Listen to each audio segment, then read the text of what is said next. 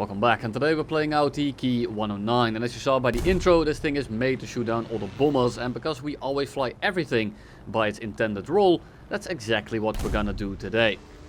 Which channel do you think you're watching right now? Of course we're gonna fly this thing as an air superiority fighter, and actually have a decent amount of success. Now keep in mind this thing is 2.0, so most of your enemies are kind of flying like this. If you come from the clouds, if you come from behind, most of the people aren't really gonna see you.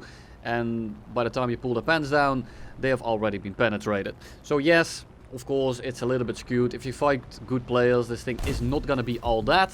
But it's 2.0, it's RRB, so you don't really have to worry about that all too much. Now you will run into your P-39 and your Heinkel 100 here and there. But that's just the name of the game, and in War Thunder you're not always allowed to choose your matchup. But it is offset by the fact that you can shove shells the size of that pilot directly into the engine block. And it's a good amount of fun. But don't forget that this thing is based off the Ki-67 heavy bomber, and it definitely flies like one. Now it does feel a bit lighter, it climbs okay, but it is pretty unwieldy, and even though it is based off the heavy bomber, you only have the tail gunner in terms of defensive armament. And yes, it does hit decently okay at this BR, but it's not the best. It's only one gun, and it's kind of annoying to get on target because it's one of those that has to rotate before it can actually aim. So it's a little bit delayed, it feels like playing on 6000 ping. But it gets the job done, and you really aren't playing this thing to be effective. You're playing this thing to bully people at low tier. And this is the ethical way of shield clubbing, because you are fighting these level 12s, except you are handicapping yourself and in a way evening the playing field. Now Razor here is missing all his rounds after I did. Luckily this round definitely didn't. Now we're gonna look at a full game, and this is the third game I did in the plane, so forgive my aim other than on this Focke-Wulf 200, because we are about to send him to the Shadow Realm. Take aim, click, and back to the hangar he goes. And that's probably one of my furthest kills, and that's the third shot I ever took in this plane. So it felt pretty satisfying. I thought, well, if it's that easy, we're gonna have a mighty good time. Unfortunately, I was mistaken. I still had a pretty good time, but my aim is very much hit or miss with this thing, as with every cannon, because you either hit or you miss. But sometimes you just hit every round in a game, and then another game you miss all 15 rounds on one guy that doesn't even see you and is borderline stalling out. But this game right here is not about my aim, it's about kind of bait and switching, energy fighting, and overall just having a good time in this thing.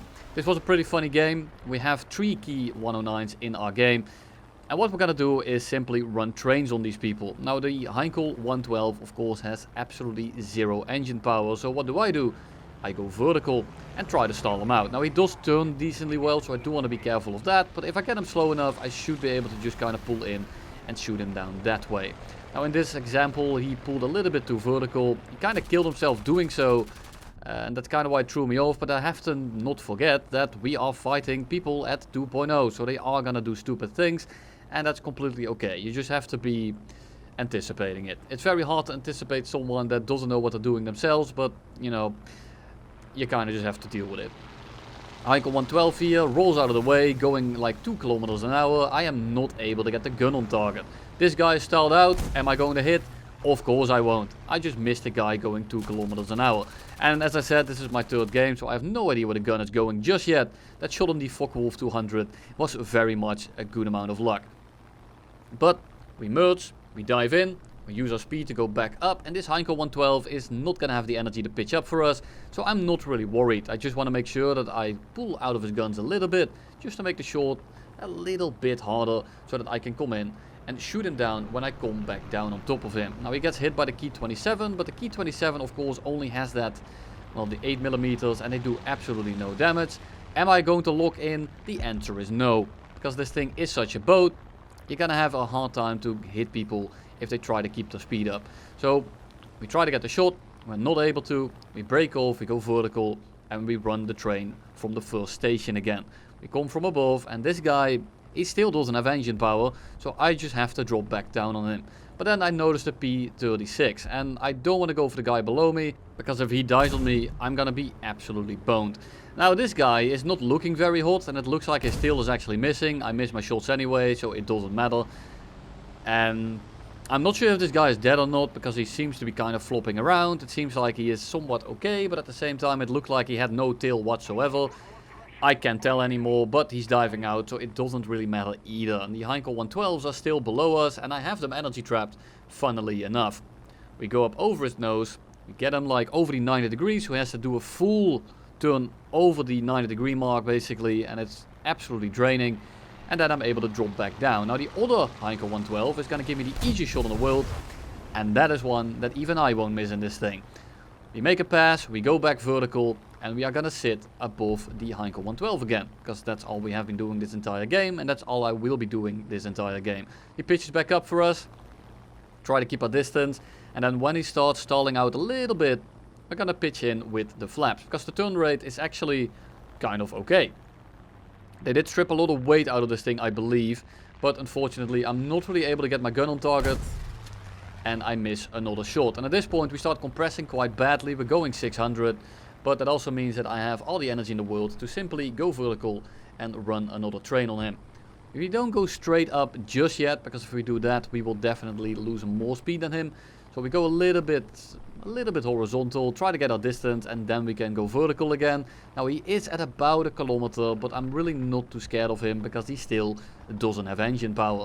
And that is something I will say every time I get above this guy, because the Heinkel 112 is simply extremely weak. And that's the fun thing about fighting people in those planes, in a plane like this, because your plane actually has the capability to do something even though I am severely handicapped.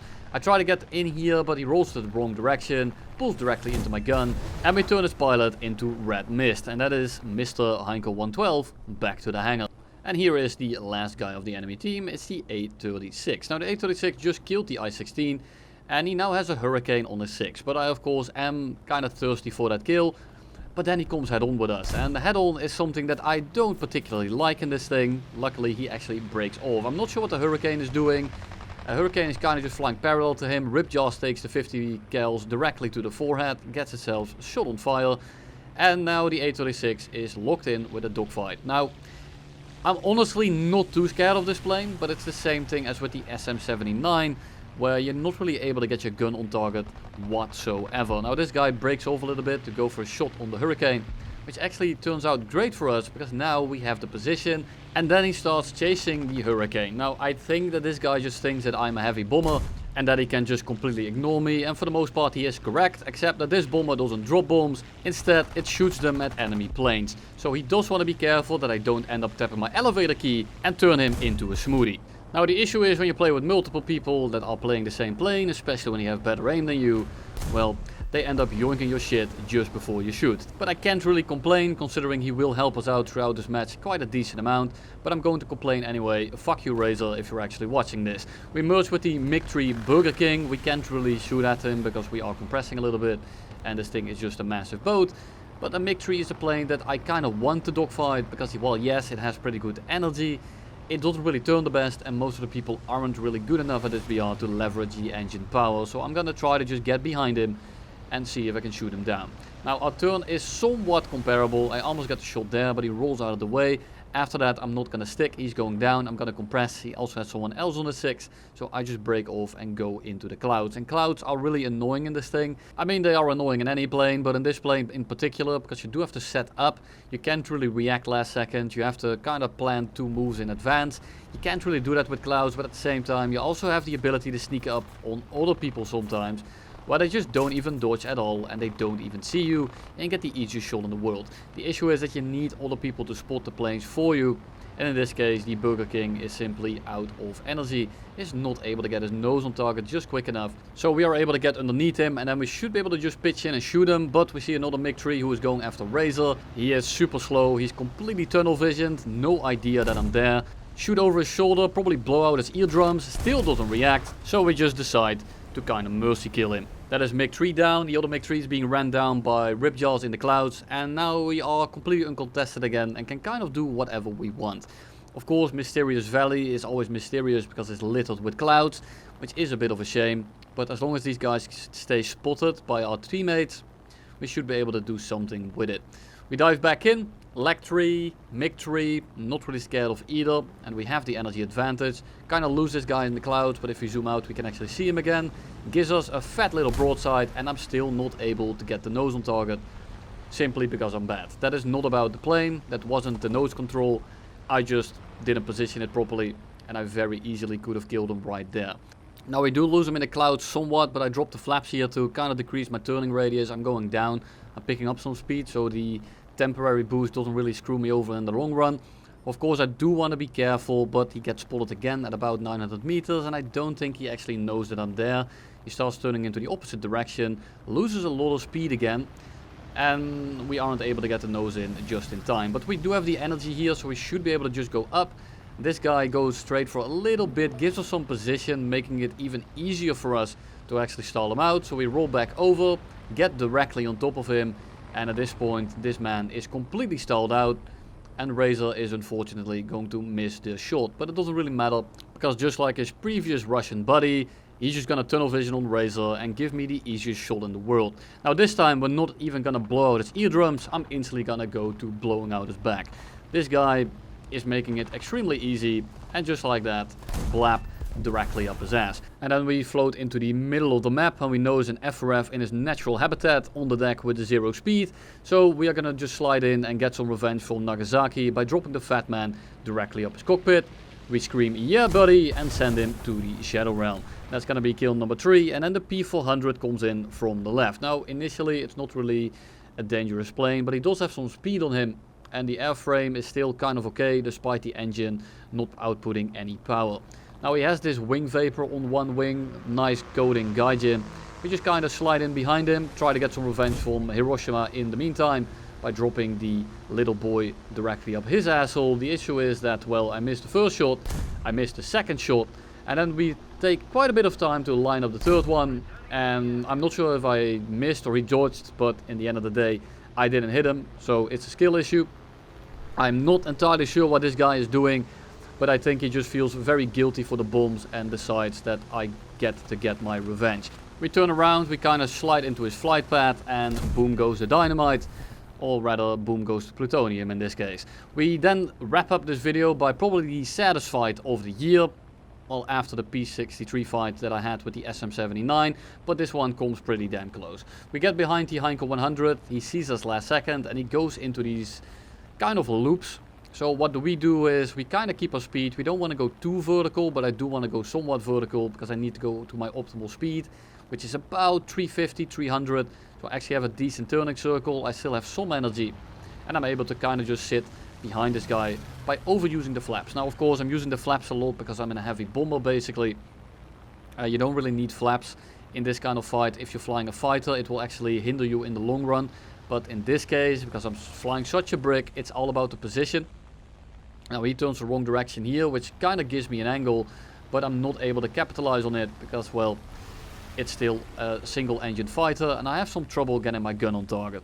Now I almost get it here, but I just don't have the AOA here to finish the job. He's gonna start throttle dropping me and I'm gonna try to do the same thing. So instead of trying to stick behind him and rolling with him, I will just break off and go a little bit vertical. Now he's probably gonna turn this into a head-on, so I do want to be careful of that. So I'm instantly already kind of going sideways. Just make the shot a little bit harder. He doesn't really have the energy set up for the stall shot, and we are able to do so by going straight vertical here. Don't overuse the flaps in this position, however. But the second we start going up and we have the position and I notice that he is about to stall out, I do want to flip on over as quick as possible.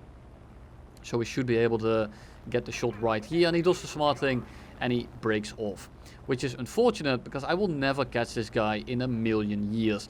The thing is, he doesn't know that and he starts turning. Now we have pretty good position here, so we kind of go up, we drop the throttle for some extra position, we start going on the web again, and now we are firmly planted on this guy 6. He's not really able to dive away anymore. He's gonna try to do so anyway by turning his plane into a lawnmower. Pretty successful at it, but at this point I just want to get a singular hit in, because after your engine is dead, if I get a singular hit, you get severe. And just like that, we have the fight of the century. And that's essentially all I have for you today. Thank you all for watching, and you'll see me in the next one.